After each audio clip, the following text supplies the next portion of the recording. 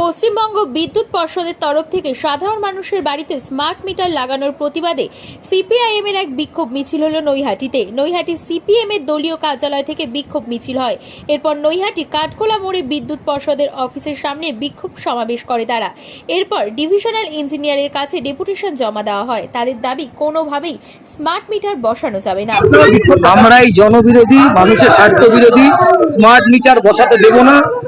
এই ডিস্ট্রিক্ট এই যে ডিভিশনাল ইঞ্জিনিয়ার, এনার আন্ডারে হচ্ছে 7খানা জায়গা আছে যেখানে এই বসানোর উদ্যোগ গ্রহণ করা হয়েছে। গোটা রাজ্যেই উদ্যোগ গ্রহণ করা হয়েছে। আমরা বলছি কোথাও বসানো যাবে না, কারণ এই স্মার্ট মিটার বসালে পারে, এই টোটেক স্মার্ট মিটার বসালে পারে জনসাধারণের যে বিদ্যুৎ পাওয়ার অধিকার, সেই অধিকার ক্ষতিগ্রস্ত হয় এবং বিদ্যুৎকে বেসরকারীকরণ করবার জন্য সরকারের একটা ধাপ, তার বিরুদ্ধে আমরা প্রতিবাদ করে এখানে এসেছি। আমরাই বসাতে দেবো না, এটা বলার জন্য এসেছি।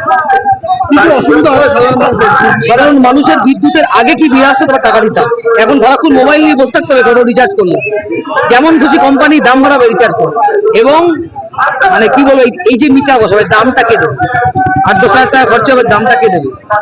এবং এখন বলছে আসলে সকালে দুপুরে রাত্রিবেলা এক রকম ট্যারিফ হবে, এবং এটা হচ্ছে ঘুর পথে বিদ্যুৎকে বেসরকারীকরণ করার প্রচেষ্টা। এবং আমরা মনে করি বিদ্যুতের অধিকার সবার আছে, তার বিরুদ্ধে আমরা লড়াই করছি।